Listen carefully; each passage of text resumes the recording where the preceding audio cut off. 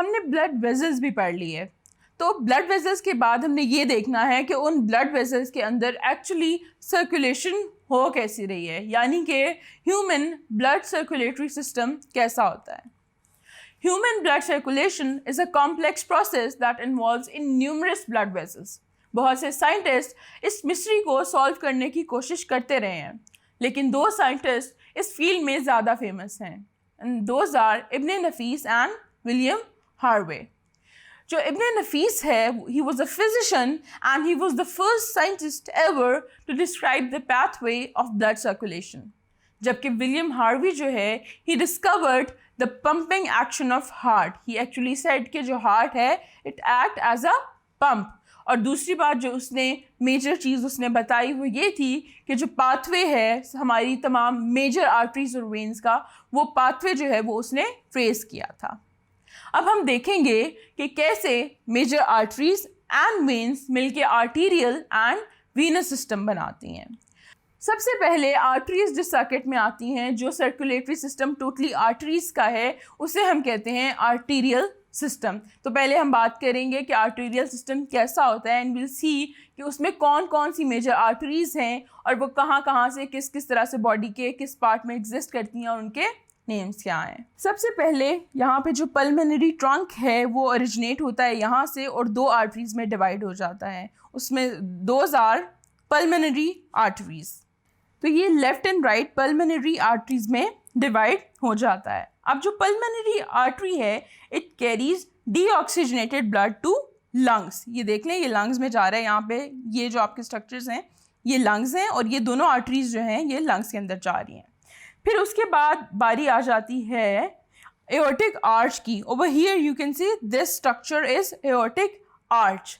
अब ये क्या है कि ये जो एओर्टिक आर्च है, ये जो ऑक्सीजनेटेड ब्लड है जो लेफ्ट वेंट्रिकल से निकल रहा है, ये उसको लेके निकलती हैं। अब एओर्टिक आर्च जो है उसके ऊपर से, ऊपर वाली साइड से ओवर हियर 3 आर्टरीज निकलती हैं। अब वो 3 आर्टरीज क्या है, उनमें से एक आर्टरी है यहाँ पे ये, जो कि हमारे पास हेड रीजन को ब्लड प्रोवाइड कर रही है।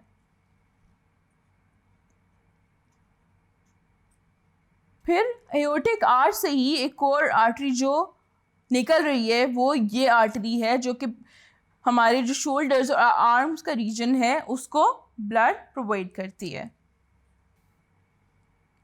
अब यहाँ पे एओर्टा की बात हो रही है, तो एओर्टा ऊपर वाले पोर्शन में तो 3 आर्टरीज फर्दर में डिवाइड होके डिफरेंट रीजन्स को ब्लड दे रही है। लेकिन जब यही एओर्टा नीचे की तरफ जाती है यानी डिसेंड करती है, तो it passes through the thorax and it becomes dorsal aorta।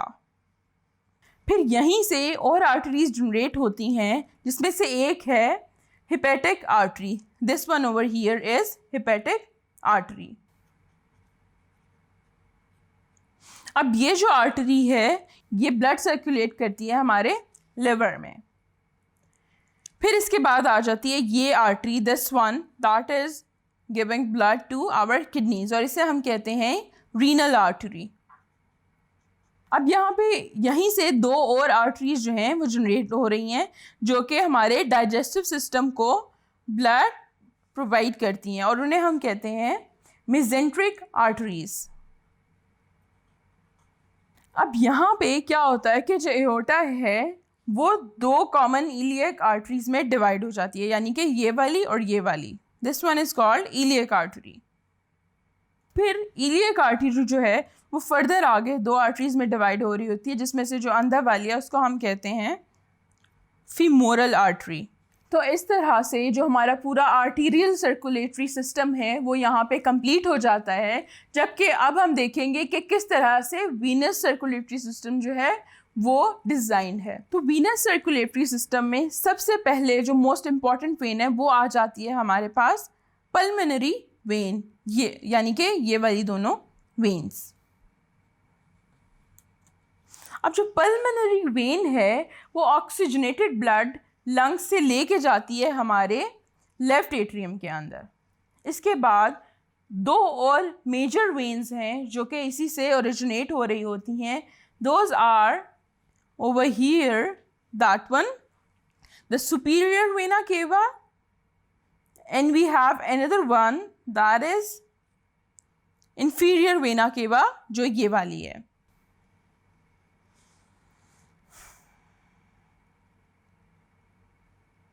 अब superior and inferior vena cava जो हैं वो पूरी बॉडी से डीऑक्सीजनेटेड ब्लड लेकर हार्ट के राइट एट्रियम तक पहुंचाती हैं.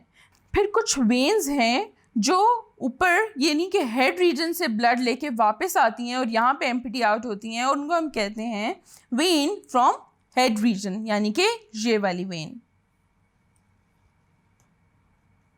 फिर यहाँ पे कुछ वेन्स हैं जो हमारे शोल्डर्स और आर्म्स वाली रीजन से ब्लड लेकर यहाँ जाती हैं, और ये भी कंबाइन होती हैं with the same superior vena cava जहाँ जिसके साथ हमारी हेड रीजन की वेन्स कंबाइन हो रही थी. This when over here is when from arm. फिर इस वाले रीजन से, हमारी बॉडी की नीचे वाले रीजन से कुछ वेन्स जो हैं वो ब्लड लेके जा रही होती हैं हार्ट तक. तो ये जो वेन है जो हमारी लेग्स के रीजन से जा रही है उसको हम कहते हैं फीमोरल वेन. अब ये फीमोरल वेन जो है ये एम्प्टी होती है इस वाली मेजर वेन में, और इस वेन को हम कहते हैं इलियक वेन. और ये दोनों वेन जो हैं ये बेसिकली किसका पार्ट है, ये इन्फीरियर वेना केवा में ये जो ये वाली वेन है मेजर, ये दोनों जो हैं ये यहाँ से यूँ कंबाइन होती हैं. फिर ये वेन जो है दोनों लेग से आके ये इन्फीरियर वेना केवा में एम्प्टी हो रही होती है, यानी ये इस रीजन से सारा डीऑक्सीजनेटेड ब्लड लेके इन्फीरियर वेना केवा में चली जाती है. फिर हमारे पास कुछ और वेन्स हैं यहाँ पे, लाइक दिस वन जिसे हम कहते हैं hepatic portal vein. Hepatic portal vein जो है उसका काम ये है कि takes deoxygenated blood from liver and empties into inferior vena cava. उसके बाद एक और वेन है यहाँ पे जिसे हम कहते हैं coeliac vein. This one, this vein and this vein, this is coeliac vein. अब सीलियक वेन जो है वो डीऑक्सीजनेटेड ब्लड लेके जाती है हमारे डाइजेस्टिव ऑर्गन से, जो यहाँ पे और यहाँ पे इस रीजन में जितने भी डाइजेस्टिव ऑर्गन प्रेजेंट हैं उनका सारा डीऑक्सीजनेटेड ब्लड इस वेन के थ्रू इन्फीरियर वेना केवा में चला जाता है. फिर एक वेन है यहाँ पे this when that is going into kidney. अब ये किडनी से जो डीऑक्सीजनेटेड ब्लड है ये लेके ऊपर जाती है. This one over here is renal vein. तो इस तरह से हमारा जो पूरा वीनस सिस्टम है वो हमारी बॉडी से डीऑक्सीजनेटेड ब्लड को इकट्ठा करता है और हार्ट तक लेके जाता है.